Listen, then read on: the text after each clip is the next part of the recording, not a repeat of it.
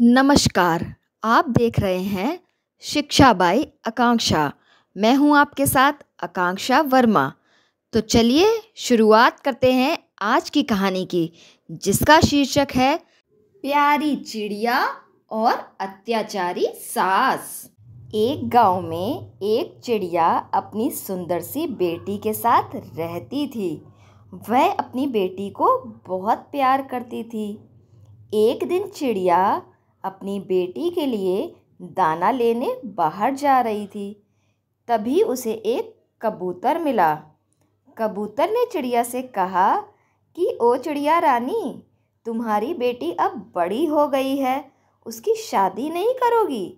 चिड़िया ने बोला, शादी तो करनी है, किंतु मेरे पास इतने पैसे नहीं हैं कि मैं अपनी बेटी की शादी बहुत धूमधाम से कर सकूं।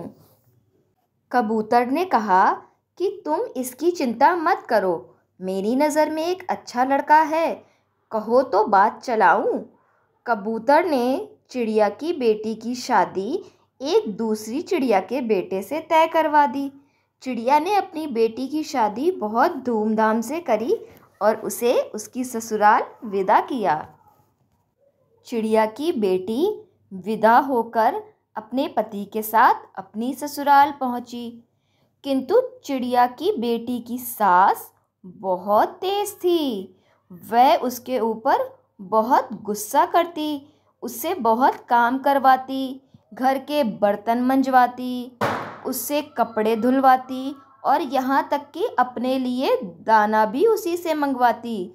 वो बेचारी सारे दिन काम में लगी रहती थी, कभी घर का कोई काम तो कभी कोई काम। एक दिन उसकी माँ उससे मिलने आई तो चिड़िया की बेटी बहुत दुखी होकर रोने लगी और बोली, माँ मुझे अपने साथ ले चलो, मैं अब यहाँ नहीं रहूँगी।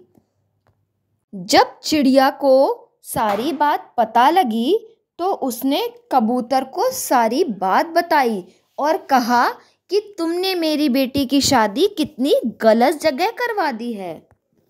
कबूतर ने यह सारी जानकारी जंगल के मिट्ठू राजा को दी। मिट्ठू राजा ने तुरंत ही छोटी चिड़िया की सास और उसके पति को जेल में बंद करवा दिया। जब छोटी चिड़िया को यह बात पता लगी तो वह मिट्ठू राजा के पास गई और बोली कि कृपया आप मेरी सास और मेरे पति को जेल से छोड़ दीजिए। जेल से छूटने के बाद छोटी चिड़िया की सास और उसके पति को अपनी गलती का एहसास हुआ, तो वे दोनों छोटी चिड़िया के पास आए और अपने किए की उससे माफ़ी मांगी। छोटी चिड़िया ने दोनों को माफ़ कर दिया और वह खुशी खुशी अपने पति के साथ रहने लगी। इस कहानी से हमें यह सीख मिलती है कि बुरे काम का बुरा नतीजा होता है। धन्यवाद।